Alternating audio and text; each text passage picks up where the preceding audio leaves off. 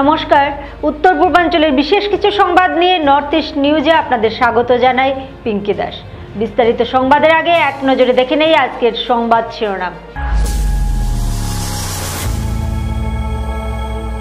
অন্তঃসত্ত্বা 14 বছরের স্কুল ছাত্রী, লম্পটের কামনার শিকার নাবালিকা, সুনাই থানায় মামলা। বন্য হাতির তাণ্ডব গ্রেগ পার্ক চা বাগানে, আতঙ্কিত স্থানীয়রা। সিনেমার আড়ালে 2 দিনের জুয়ার আসর, যুব সমাজকে রক্ষায় কালাইন থানার হস্তক্ষেপ দাবি আয়নাথলবাসীদের। লক্ষ্মীপুরে মুখ্যমন্ত্রীর হাত ধরে 2টি বিজেপি মণ্ডল কার্যালয়ের উদ্বোধন হলো। এবার সংবাদ বিস্তারিত। এক লম্পটের কামনার শিকার হয়ে অবশেষে অন্তঃসত্ত্বা হলো 14 বছরের নাবালিকা, নবম শ্রেণীর এক স্কুল ছাত্রী। ঘটনাটি ঘটেছে সুনাই থানা এলাকার নগদির গ্রামে, দ্বিতীয় খণ্ড বারমুনি গ্রামে। আমরাঘাট ভুবনখাল এলাকার দাস পদবীর নাবালিকাটির পিতা বারমুনি গ্রামের বিতাননাথের বাড়িতে 15 বছর ধরে কাজ করার সুবাদে পরিবার নিয়ে তার বাড়িতেই ঘর বানিয়ে বসত করার পাশাপাশি নাবালিকাকে পড়াশোনা করাতো। নাবালিকার পিতার সাথে ধলাই থানা এলাকার ডার্বি বাগান সংলগ্ন পানিভরা গ্রামের মঞ্জেশ বারোই নামের এক বিবাহিত পুরুষের সুসম্পর্ক থাকার সুবাদে মঞ্জেশ বারোই সচরাচর নাবালিকার বাড়িতে আসা যাওয়া করত। এমনকি ওই নাবালিকা সঙ্গে নিয়ে শিবরাত্রিতে ভুবন তীর্থেও গিয়েছিল। নাবালিকার পিতার বিশ্বাসভাজন হওয়ার সুযোগকে কাজে লাগিয়ে বাড়িতে কেউ না থাকা অবস্থায় নাবালিকার সাথে জোর করে অবৈধ শারীরিক সম্পর্ক গড়ে তুলে মঞ্জেশ বারোই, এবং নাবালিকা যাতে কাউকে কিছু না বলে তার জন্য নানা রকমের ভয় দেখায় ও হুমকি দেয়। উল্লেখ্য, মঞ্জেশের স্ত্রী ও 2 সন্তান রয়েছে। বর্তমানে নাবালিকাটি 9 মাসের অন্তঃসত্ত্বা। অবশেষে নাবালিকাটির শারীরিক গতিবিধি দেখে মা বাবা ও বাড়ির মালিকের সন্দেহ হয়। প্রথম অবস্থায় পেটে টিউমার হওয়ার সন্দেহ করে চিকিৎসকের কাছে নিয়ে গেলে চিকিৎসকরা নাবালিকাটিকে অন্তঃসত্ত্বা বলে জানান। অবশেষে নাবালিকাটি সবকিছু প্রকাশ্যে নিয়ে এলে নরসিংপুরের জনকল্যাণ মহিলা সমিতিকে সঙ্গে নিয়ে সুনাই থানায় এক মামলা দায়ের করেছেন সেই নাবালিকার মা। মামলা দায়ের করার সময় উপস্থিত ছিলেন বিতাননাথ সহ জনকল্যাণ মহিলা সমিতির সভানেত্রী চম্পা দাস ও সম্পাদিকা রূপা নাথ সহ মহিলা সমিতির অন্যান্য সদস্যরা। এ নিয়ে বিস্তারিত জানান চম্পা দাস ও বিতাননাথ। নর্থ ইস্ট নিউজের পক্ষে আমাদের প্রতিনিধি প্রীতম কুমার নাথ মঞ্জেশ বারোইয়ের সঙ্গে যোগাযোগের চেষ্টা করেছেন, কিন্তু তার কোনো মতামত নেওয়া সম্ভব হয়নি। এ বিষয়ে মঞ্জেশ বারোই এর কিছু বলার থাকলে আমরা অবশ্যই তা পরবর্তীতে প্রকাশ করব। নর্থ ইস্ট নিউজের প্রতিনিধি প্রীতম কুমার নাথের প্রতিবেদন। আমার নাম শ্রী বিতাননাথ, আমি নদীগ্রাম দ্বিতীয় খণ্ড বারমুনি গ্রামের নিবাসী। আমার ঘরে এক ছেলে বিগত 15 বছর আগে আমাদের বাড়িতে কর্মরত। তারপর তার মেয়ে ছেলেকে পড়ার জন্য 2টা মেয়ে নিয়ে আমাদের বাড়িতে আসে এবং আমি ঘর বানিয়ে দিই। তারা সুন্দরভাবে আছে, তারা সব কিছু সুবিধা দিয়ে দিছি। তো মেয়েটারও স্কুলে পড়ার মতন সুযোগও করিয়া দিছি। এখন বর্তমানে মেয়েটা ক্লাস 9-এ পড়ে। তো ওই প্রেসক্রিপশন মতেই দেখা গেল প্রথমে তারা মেন্স হয়েছে না কইয়া ডাক্তার দেখায়, তারপরে টিউমার হয়েছে। কিন্তু এর মধ্যে আমি সেপ্টেম্বর মাসে 300কে আমার মেয়ের ঘরে যাইতে লাগছে। আমি পূজার আগে আইছি, আবার পরে জিগেলাম মেয়েটা কই, তখন তারা কয় যে না মেয়েটা টিউমার অপারেশন হয়ে গেছে, তারা পিসির বাড়িতে রেস্টে দিছে। তো ওইগুলা ছুটিয়ে আমরা আসি। পূজা টুজা শেষ হয়েছে। একদিন আমার মাননীয় আমরা এই মহিলা সমিতির প্রেসিডেন্ট চম্পা নাথ, আমার বোন সম্পর্ক, তাই না আমার ফোন করে এখন ভাই তুমি একবার আইও। তো আমি গেছি সকালে 8টার সময়, যাওয়ার পরে ওই ওইরকম কথা। তখন আমি ওই ছেলেটার নাম্বার দিছি, নাম্বার দিতে ফোন করতে ফোন উঠাই না, পরে আমার নাম্বারে ফোন করছেন তারা। তখন আমি এই প্রেসিডেন্টে দিয়া মহিলা কমিটির প্রেসিডেন্টে কথা কইছেন এবং সেক্রেটারিও কথা কইছেন। তারপরে এ ধরা পড়ছে যে মেয়েটা প্রেগনেন্ট। তখন হচ্ছেন তোমরা তাড়াতাড়ি নিয়ে আও। আইতেও রাজি নাই, আমরা বুদ্ধি করিয়া হইলে যেটা করিয়াও আমার ঘরে আনিয়া হাজির করিয়া মহিলা সমিতির কাছে আমি পৌঁছাইয়া দিছি।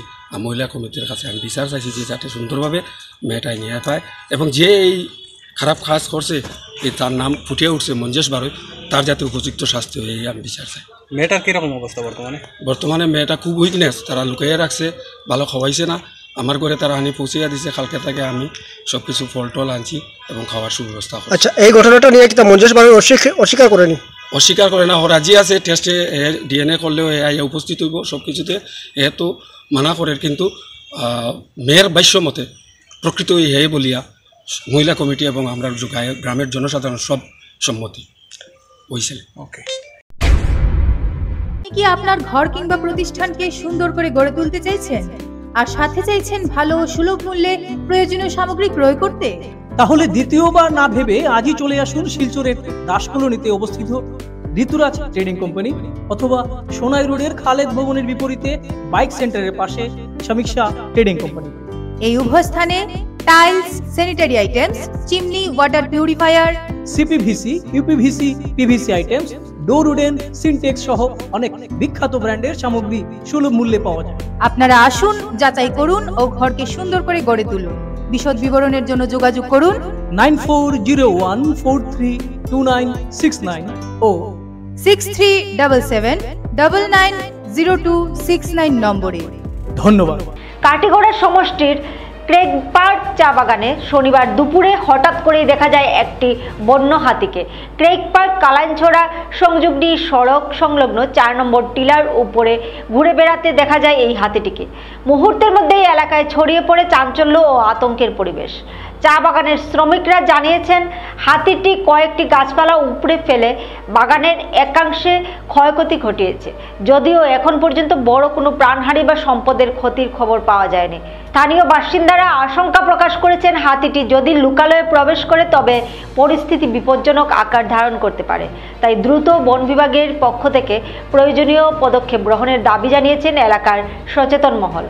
প্রসঙ্গত, সম্প্রতি কাটিগড়া অঞ্চলে বারবার বন্য হাতির বিচরণ লক্ষ্য করা যাচ্ছে, যা স্থানীয়দের মধ্যে ক্রমবর্ধমান উদ্বেগের কারণ হয়ে দাঁড়িয়েছে। নর্থ ইস্ট নিউজের বিশেষ প্রতিনিধি হিফজুর রহমান বরভূঁইয়ার প্রতিবেদন। দীপাবলির আলোয় যখন গোটা এলাকা উৎসব মুখর, তখন সেই উৎসবের ছায়াতেই লুকিয়ে রয়েছে এক অন্ধকার চক্রান্ত। কাছাড় জেলার কাঠিগড়া সমষ্টির কালাইন সংলগ্ন কুরকুরি চা বাগানের ফাড়ি আয়নাথল বাগানে আজ শুক্রবার রাতে সিনেমা প্রদর্শনের আয়োজন করা হয়েছে, কিন্তু স্থানীয়দের অভিযোগ এই সিনেমার আড়ালেই চলছে 2 দিন ব্যাপী বড়সড় জুয়ার প্রস্তুতি। সূত্রের খবর, আজ এবং আগামীকাল 2 রাত ধরে এই বেআইনি জুয়ার আসর বসানোর পরিকল্পনা করা হয়েছে। এ খবর পেয়ে এলাকাবাসী সন্ধ্যার পর থেকেই তৎপর হয়ে ওঠে। কিছু সচেতন যুবক আয়নাথল বাগানের রাস্তায় দাঁড়িয়ে সন্দেহভাজন গাড়িগুলিতে তল্লাশি চালায়। তল্লাশির ফলাফল চমকে দেওয়ার মতো। একাধিক গাড়ির ডিকি থেকে উদ্ধার হয় জুয়ার দান, গুটি এবং অন্যান্য সাজ সরঞ্জাম। স্থানীয়রা গাড়িগুলো আটকানোর চেষ্টা করলেও অভিযুক্তরা পালিয়ে যায় এবং সরাসরি আয়নাথল বাগানের দিকে ছুটে যায় বলে প্রত্যক্ষদর্শীরা জানিয়েছেন। স্থানীয় বাসিন্দাদের অভিযোগ, এইভাবে সিনেমার আড়ালে জুয়ার আসর বসিয়ে এক শ্রেণীর অসাধু চক্র এলাকায় যুব সমাজকে ধ্বংসের পথে ঠেলে দিচ্ছে।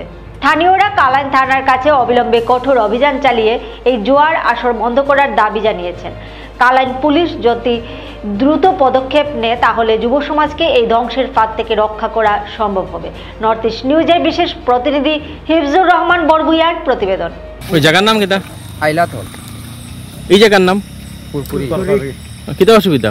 অসুবিধা হইলো আমরা গ্রামের জুয়া চলে, আমার ইচ্ছা নাই আমার গ্রামে যাতে শান্তি সৃষ্টভাবে, মানে কোন জায়গা, কোন গ্রাম? আইলাথল। আচ্ছা, শান্তিভাবে প্রোগ্রাম হইতো, যদি টাকা লাগে আমরা সাহায্য করিয়া প্রোগ্রামের যে টাকাটা লাগে আমরা দিম, কিন্তু লাফড়া হইতো না, জুয়া টুয়া হইতো না। জুয়ার গাড়ি উড়ে গেছে নি? গেছে 8টা বই গেছে জুয়া, এখনো বর্তমানে ভিডিও আছে আমার কাছে, চলে আসেনি? আর ভিডিও আছে। আচ্ছা, আপনার দাবি কিটা? জুয়া হইতো না, পয়সা লাগে হইতো না, পয়সা লাগতো না। আমরা না পয়সা লাগে তার না, আমরা পয়সার জুয়া হইতো না, জুয়া হইতো না। কাছাড় জেলার লক্ষ্মীপুর সমজেলায় আজকের দিনে বিজেপির ইতিহাসে একটি স্মরণীয় অধ্যায় হয়ে থাকলো। আসাম সরকারের মুখ্যমন্ত্রী ডক্টর হিমন্ত বিশ্ব শর্মা শনিবার সকালে একসাথে উদ্বোধন করলেন লক্ষ্মীপুর মণ্ডল বিজেপি কার্যালয় এবং বিন্নাকান্দি মণ্ডল বিজেপি কার্যালয়। উদ্বোধনী অনুষ্ঠানে মুখ্যমন্ত্রীর সঙ্গে উপস্থিত ছিলেন লক্ষ্মীপুরের বিধায়ক তথা রাজ্যের গৃহ, শিক্ষা ও সমাজ কল্যাণ দপ্তরের মন্ত্রী কৌশিক রায়, শিলচরের সাংসদ পরিমল শুক্লবৈদ্য, রাজ্যসভার সাংসদ কনাদ পুরকাস্ত সহ বিশিষ্ট ব্যক্তিবর্গ। এদিনের অনুষ্ঠানে জেলায় বিভিন্ন মণ্ডল ও শাখা সংগঠনের নেতাকর্মী এবং অসংখ্য বিজেপি সমর্থক উপস্থিত থেকে উচ্ছ্বাসে অনুষ্ঠানটি সফল করে তোলেন। এই উপলক্ষে মুখ্যমন্ত্রী ডক্টর হিমন্ত বিশ্ব শর্মা বলেন, বিজেপির আসল শক্তি হলো সংগঠন। প্রত্যেক স্তরের কর্মীরা যদি ঐক্যবদ্ধভাবে কাজ করেন তাহলে আসন্ন নির্বাচনে বিজেপি আবারও ঐতিহাসিক বিজয় অর্জন করবে। অনুষ্ঠানের শেষে দলীয় পতাকা উত্তোলন, সাংস্কৃতিক পরিবেশনা এবং স্থানীয় কর্মীদের সঙ্গে এক পরামর্শ বৈঠকও অনুষ্ঠিত হয়। নর্থ ইস্ট নিউজের বরাকবেলি ইনচার্জ সুরজিৎ চক্রবর্তীর প্রতিবেদন।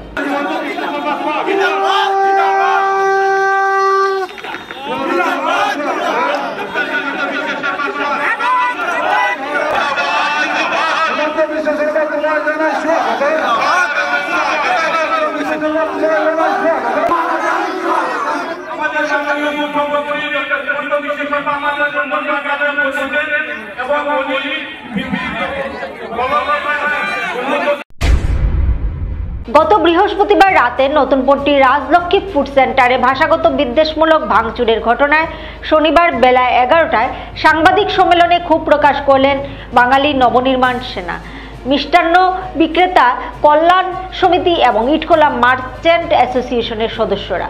জানা গেছে, 4 জন অসমিয়া যুবক মদ্যপ অবস্থায় দোকানে প্রবেশ করে কর্মীদের সঙ্গে তর্কে জড়িয়ে গালিগালাজ ও ভাঙচুর চালায়।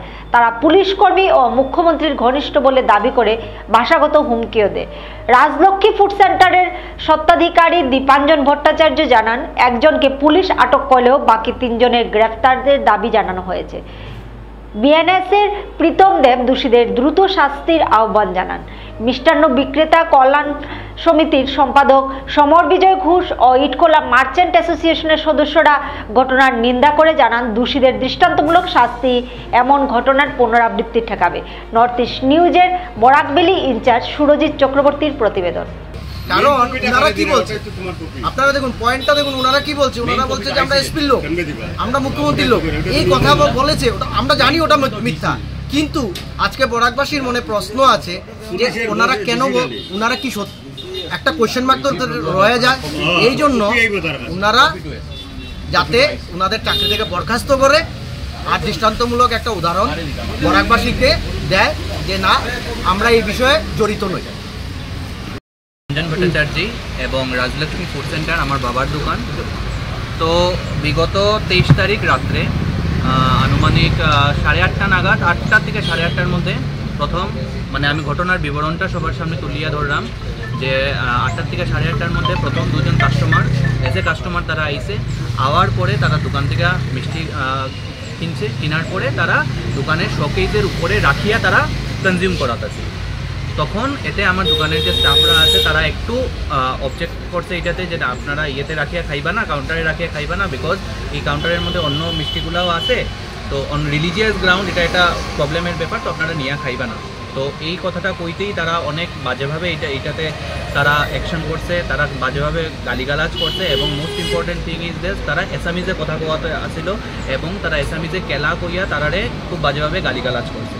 এতে আমার দোকানের স্টাফরা কইছেন যে দাদা, আমরা তো তোমরা ভালো কথা কইছি, তোমরা কেন এরকমভাবে কথাবার্তা কইরায়, তোমরা গালিগালাজ কেন করবে? তখন তারা উঠিয়া কইছে এসামিজে কেলা কি তা গালি নি, এসামিজে তো কেলা গালি নাই, এটা তো তোমরা আসামে থাকো, আসামে থাকতে গেলে তো তোমার এসামিজ জানতে লাগবে, এসামিজে তো কেলাটা গালি না। তখন আমার স্টাফরা উঠিয়া কইছে কেন গালি না, এসামিজ আমরা কি তা জানি না, এমন তো নয়, আমরা এখানে বাঙালির জায়গা আমরা বাংলা কথা কই, তার মানে এটা নয় যে আমরা এসামিজ জানি না, আমরা এসামিজ বুঝি না, এটা নয়। তো এরপরেও তারা শুনছে না, তারা continuously they were using Assamese slangs, they were like anything, they were using slangs in Assamese. এরপরে তখন আমার দোকানের স্টাফরা, যেহেতু একটা রিলিজিয়াস দিন আছে, ওই দিন ভাইফোঁটার দিন আছে, আপনারা সবাই জানেন, তো ভাইফোঁটার দিন আছে, দোকানে একটু ভিড় আছিল, তখন তারা কইতে যাচ্ছে ঠিক আছে দাদা আপনারা যাইন গিয়ে, আপনার এখানে আর ইয়ে করিয়া লাভ নাই, আর ভেজাল করিয়া লাভ নাই, আপনারা যাইন গিয়া। তো এতে তখনও তারা গেছে না, তাও তারা অনেক কথাবার্তা কোয়াত ছিল। এরপরে 10-15 মিনিটস তারা অনেক কথাবার্তা কইছে, এরপরে তারা গেছে গিয়া। যাওয়ার পরে ইম্পর্টেন্ট থিং ইজ যে যাওয়ার পর তারা 10-15 মিনিটস পরে আবার আইছে, এবং in more number 5 to 6 people তারা আইছে। আওয়ার পরে তারা দোকানের শোকেজের উপরে খুব বাজেভাবে তারা করছে, ভ্যান্ডালাইজ করছে, করার সঙ্গে সঙ্গে তারা আমার দোকানের শোকেজ একদম ভাঙিয়ে দিছে।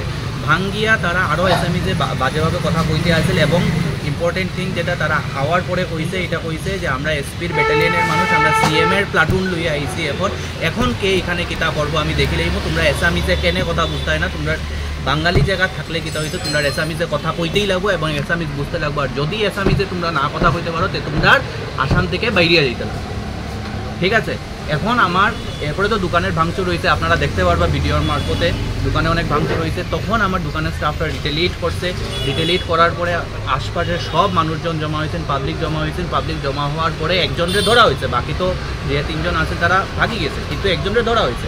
এখন আমার প্রশ্ন বরাকবাসীর কাছে এইটা যে এই যে তারা আইয়া একটা সাম্প্রদায়িক একটা কমিউনাল প্রবলেম ক্রিয়েট করার চেষ্টা করছে, এটা Barak valley, it is a Bengali land, এখানে আইয়া যে তারা এই প্রবলেমটা ক্রিয়েট করার চেষ্টা করছে, এই মাইন্ডসেটের পিছিয়ে কারা দায়ী, কারা তারারে এই মাইন্ডসেট ঢুকাইয়া দিছে, কারা তারারে এই মাইন্ডসেটকে পালিয়া তুলছে যে তোমরা বরাক ভ্যালিতে গিয়েও এসামিজটারে প্রমোট করো, কারা এটার পিছিয়ে দায়ী আছে। যারা দায়ী থাকবো তারারে অতি সত্বর ধরা হোক। অ্যান্ড আমরা ডিমান্ড হইল গিয়া যে 4 জন যুবক এই ইয়ের মধ্যে ইনভলভড আছে তারারে অতি সত্বর ধরিয়া আমরা সামনে লইয়া আওয়া হোক। First demand. সেকেন্ড ডিমান্ড হইল গিয়ে তারারে চাকরি থেকে টার্মিনেট করা হইতো, not suspend, they should be terminated from their job, এটা আমরা ডিমান্ড। আর যদি এটা তাড়াতাড়ি করা না হয় দেন সিচুয়েশন উইল গেট মোর ওয়ার্স। ভাঙ্গা বদরপুর পর্যন্ত বরাক নদীতে চ্যানেল তৈরিতে ড্রেজিংয়ের কাজ শুরু, অর্থ বরাদ্দ 44 কোটি টাকা। ফের বরাক নদীতে ড্রেজিংয়ের কাজ শুরু করলো inland waterways authority of India.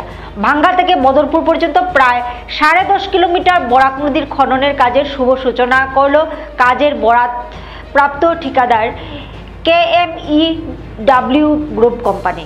Badarpur ঘাট স্থিত জাহাজ বন্দরে এক অনুষ্ঠানের মাধ্যমে কাজের সূচনা করা হয়েছে। ভাঙ্গা থেকে বদরপুর ঘাট পর্যন্ত জাহাজ সহজে চলাচলের জন্য একটি চ্যানেল তৈরি করা হবে। চ্যানেলের চওড়াও হবে 32 মিটার আর গভীরতা হবে 2 মিটার। এতে 2টি ড্রেজিং মেশিন দিনরাত কাজ করে যাবে। 3 বছরের মধ্যে ভাঙ্গা থেকে বদরপুর ঘাট পর্যন্ত ড্রেজিংয়ের কাজ সম্পন্ন করা হবে বলে জানিয়েছেন প্রজেক্ট ম্যানেজার KK নায়ক। অত্যাধুনিক যন্ত্রপাতি এই কাজে ব্যবহার করা হবে। ভারতের অন্যান্য রাজ্যের সঙ্গে বরাক উপত্যকায়ও জলপথকে বাণিজ্যে রূপ দেওয়ার জন্য এই প্রকল্প হাতে নেওয়া হয়েছে। নর্থ ইস্ট নিউজের প্রতিনিধি হিফজুর রহমান বরভুইয়ার প্রতিবেদন। हमारे जो प्रोजेक्ट है Indian waterway authority of India का, inland waterway authority of India का प्रोजेक्ट है, DCI के थ्रू हमको कंपनी को मिला है, knowledge marine engineering work limited को। हम लोग का जो काम है बांगा टू बदरपुर 10.5 किलोमीटर का स्ट्रेच है, उसमें से LED बेस में हमारा काम है। हमारे जो सर्वे बोट है निरंतर काम कर रही है, सर्वे के हिसाब से जहाँ पे हमको ड्रेजिंग करना है हम लोग चालू करेंगे। हमारा दोनों ड्रेजर उधर एक चालू है और उधर चालू है ऑलरेडी, तो वो ड्रेजिंग कर रहा है, करेगा तो हम लोग का रेडी है उधर पूरा। हम लोग का जो ड्रेजिंग हो रहा है ये इनलैंड वाटरवे का डेवलपमेंट करने के लिए कर रखा है। तो यहाँ पे जो भी इनलैंड वेसल जा रहा है उसको जाने आने में कोई दिक्कत ना हो, डेप्थ मेंटेन रहे, वो सभी करने के लिए हम लोग काम कर रहे हैं। यह सेंट्रल का स्कीम है, हाँ ये गवर्नमेंट का ये है। तो यह कितना महीना तक चलेगा यार? अभी हमारा 3 साल का काम है। 3 साल का काम है। अब कितने किलोमीटर होगा? कहाँ से कहाँ? ये 0 to 10.5 किलोमीटर, 10-10.5 किलोमीटर है। बांगा टू बदरपुर 12 रिवर का है, तो बांग्लादेश बॉर्डर से लेकर के इधर तक आएगा।